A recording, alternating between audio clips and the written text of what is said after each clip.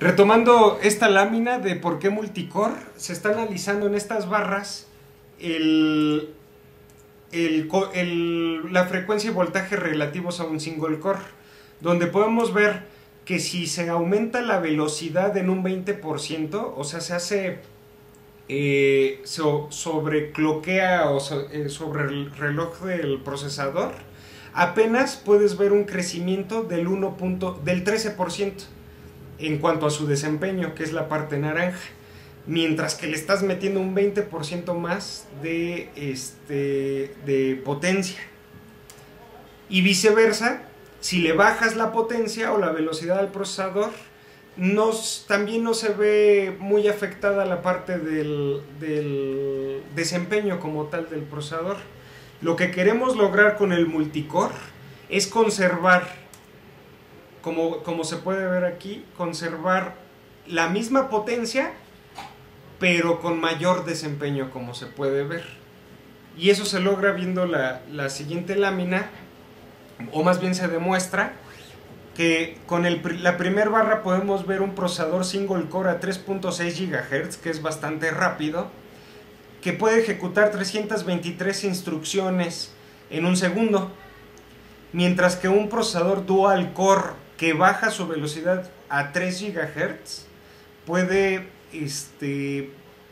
desempeñar 322 instrucciones por segundo. Casi lo mismo, una instrucción menos, pero con mucha menos potencia. Y en la parte de un quad core con mucho menos potencia o velocidad de 2.33 GHz, pero con 4 núcleos, como puedes ver, desempeña más instrucciones por segundo, 335, que los procesadores anteriores. Entonces aquí se demuestra que el hecho de que un procesador sea menos veloz no significa que sea peor, sino que como tiene 4 núcleos, desempeña 4 tareas al mismo tiempo y por lo tanto tiene prácticamente un desempeño mayor.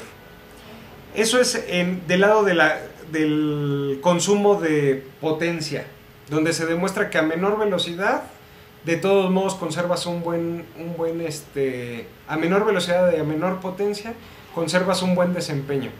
Y del lado derecho se comparan también lo que es un procesador de un solo núcleo. Como pueden ver, ocupa cierta cantidad de performance.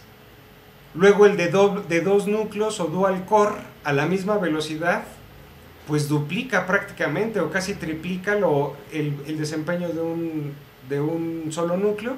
Y el de 4 núcleos o quad core supera 1.5 veces al dual core, al de 2 núcleos, y 4 veces supera al single core. Y ahí se demuestra entonces que el por qué es mejor el multicore. En AMD se habla también de innovación en quad core, inclusive ya hay todavía más grandes, ¿no? En donde AMD, por ejemplo, puede tener una tecnología independiente de núcleos dinámicos, de manera que se pueda activar o desactivar un núcleo si no está siendo utilizado. O un núcleo puede estar a máxima velocidad y otro a un 35%, ¿no? Eso se puede hacer con la tecnología de AMD. Además de que tiene una tecnología de enfriamiento, el AMD, para sus procesadores muy importante, lo cual reduce la generación de calor apagado de partes del procesador sin utilizar. Es decir, puedes apagar ciertas partes del procesador que no estás utilizando y eso reduce la generación del calor. Lo que es el AMD Wide Floating Point Accelerator, que provee la capacidad de 128 bits en punto flotante, lo cual hace que pueda realizar operaciones más rápidas. Y lo que es la tecnología de optimización de memoria de AMD, donde con dual core o con quad core, como pueden ver, más bien con quad core, optimiza el uso de la memoria en un 150%. Esto a través de AMD. También aquí se puede ver la arquitectura de un sistema Opteron de AMD, donde cada procesador tiene comunicación directa con los bancos de memoria, como se puede ver aquí. cada procesador tiene controladores de memoria integrados, lo cual hace que la velocidad de comunicación entre un procesador y la memoria sea mucho más ágil. Y ya nada más aquí con los quad cores, pues se comunica núcleo con núcleo, ¿no? Entonces, bueno, esa es la forma en la que trabaja AMD y por la cual ha sido muy exitoso. La pregunta es, ¿entonces es válido hablar solo de gigahertz o de velocidad? Pues la verdad es que ya no. Eso era hace muchos años, cuando no habían multinúcleos o multicores. Pues sí era lo más importante, la parte de los gigahertz. Entonces, ¿de qué debemos de hablar? Del conjunto de características que caracteriza a un procesador y que son los que mencionamos hace un momento. Bueno, seguimos con los componentes de un servidor, ahora con lo que es la memoria, que normalmente viene de forma estándar, aunque opcionalmente puedes crecerla a cantidades más fuertes. Y la memoria es donde son almacenados los datos que van y vienen desde el CPU o desde el procesador. El almacenamiento es transitorio, es volátil, es decir, que si se apaga la computadora, la información que está guardada en la memoria se borra. Y es por eso que existen los discos duros. Entonces, el procesador, ¿qué hace? Por ejemplo, cuando vas a trabajar con una presentación de PowerPoint, a grandes rasgos, es que jala de inicio la información de la presentación y la guarda en la memoria. La jala del disco duro y la guarda en la memoria para tener un acceso más rápido a la memoria. Trabaja con la presentación dentro de la memoria y una vez que terminas de usarla o cuando guardas la presentación, entonces ya vuelve a mandar toda esa información al disco duro y listo, ¿no? Es un ejemplo muy burdo, pero esa es la manera como trabaja el procesador con la memoria. Los actuales equipos HP ProLiant trabajan con memorias del tipo DDR2 y eso era en el 2009, porque ya ahorita las memorias trabajan también con DDR3.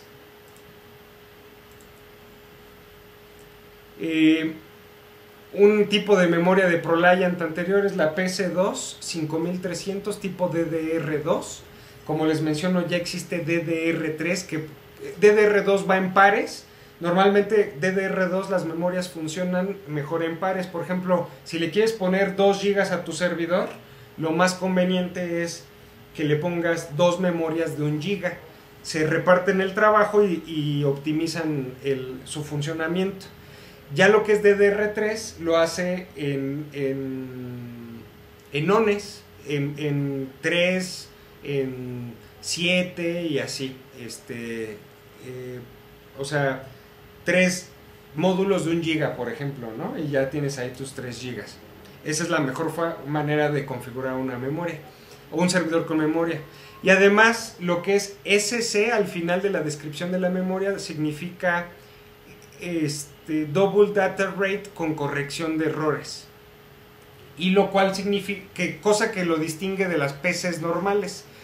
Las memorias de los servidores detectan errores y los corrigen automáticamente si es que hicieron algún mal cálculo, por decir algo, ¿no? Entonces con eso no cuenta una computadora normal o una PC. Si tienes dudas me dices,